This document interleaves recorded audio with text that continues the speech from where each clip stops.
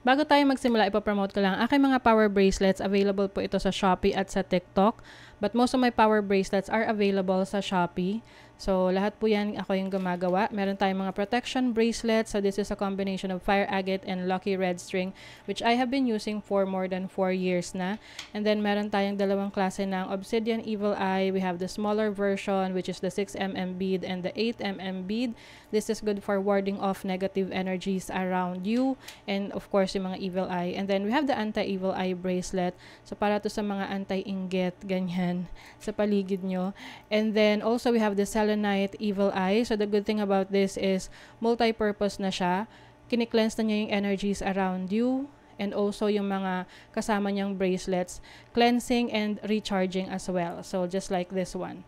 Ayan. And then, we have other bracelets for other intentions and manifestations.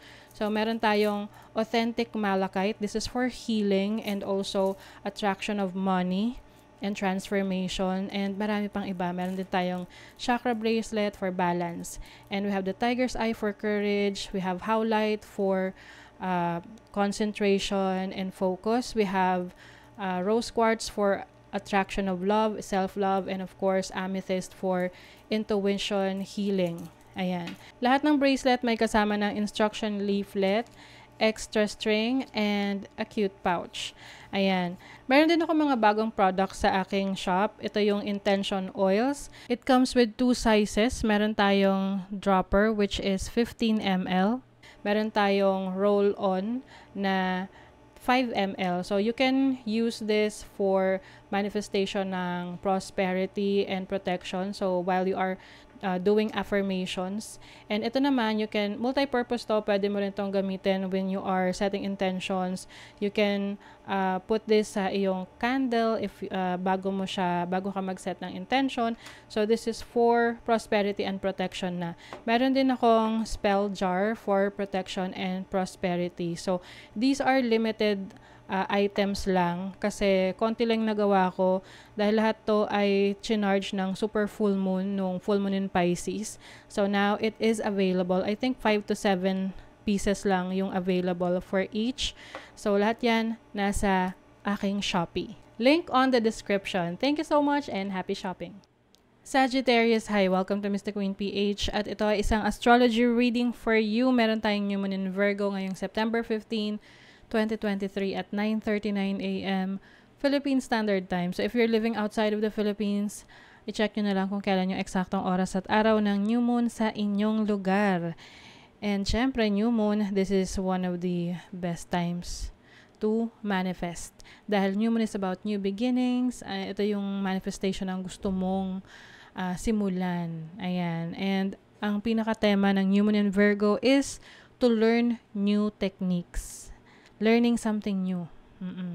So, ang opportunity for you is how are you going to take practical actions doon sa mga plano mo sa buhay. Minsan kasi nagsaset tayo ng ng standard na masyadong mataas. Tapos kahit mismo tayo, nahihirapan tayong abutin yon. So, okay lang yung kahit hindi ganun kataas, at least kaya nating abutin one step at a time para hindi rin tayo nape-pressure, 'di ba? Ayun. So, you are going to take practical actions. Titingnan mo kung ito ba ay realistic, achievable, no?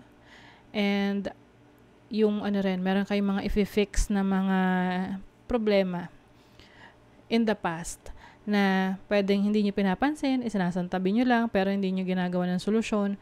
So, ngayon, gagawa nyo na ng solusyon. Okay? So, ang goal naman for this new moon is to create stronger boundaries. Setting boundaries para hindi ka matitake advantage ng ibang tao. At pagiging handa sa mga unexpected change. Kasi minsan, di ba, pag may biglaang pagbabago, syempre biglaan, di ba? Hindi tayo nagiging prepared. So, ang maganda dyan is i-prepare mo yung sarili mo na maging malakas, matatag, na harapin yung mga pagbabago na hindi natin inaasahan.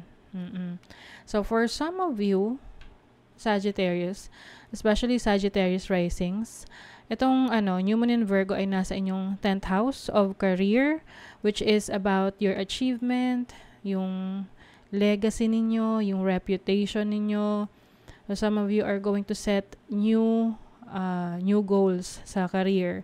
Pwedeng meron kayong bagong gustong ma-achieve sa trabaho na kailangan maka-perfect attendance ka for 6 months or kailangan meron kang mataas na score sa assessment ng QA mo, yung mga ganun. So, and also Mercury is in retrograde, no? So, ang Mercury kasi is about your thoughts, your communications.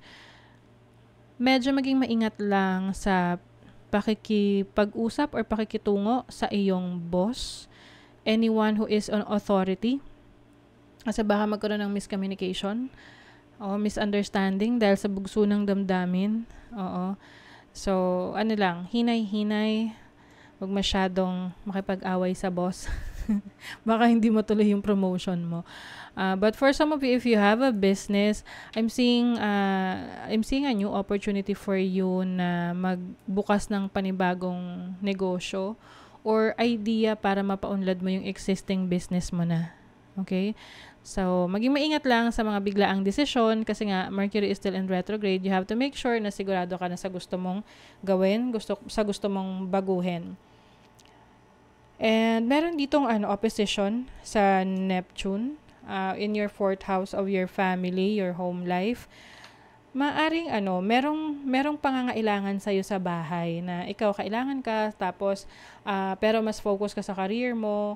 So, maganda rito i-balance mo lang. Balance mo yung oras at panahon mo sa trabaho mo at oras at panahon mo sa family mo para makaiwas ka sa conflict or tension. And then, meron tong positive aspect sa Jupiter, sa Uranus, sa Taurus in your 6th house. Some of you are going to pay attention to your health, sa kalusugan ninyo. Maaring meron kayong matutuklasan, anything unexpected related sa kalusugan nyo na kailangan nyo nang bigyan ng attention. Maganda na nalaman nyo na right away para naagapan. Para madali siyang maagapan.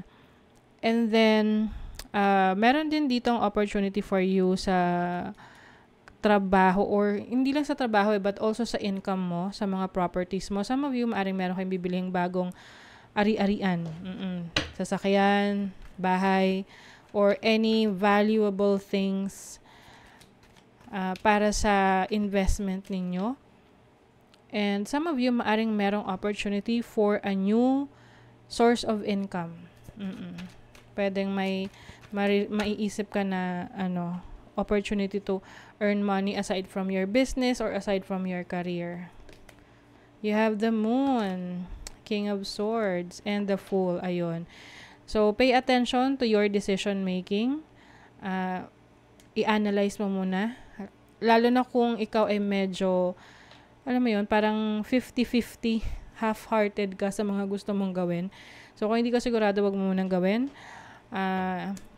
And with the Fool card here, I think, yung iba sa inyo talagang mag-take ng risk With the 8 of Swords here, there's a limitation for you. Parang gusto mo na mag-take ng risk, but at the same time, natatakot ka rin dun sa mga magiging effect nung pag-take mo ng risk. So, the question is, ano yung susundin mo?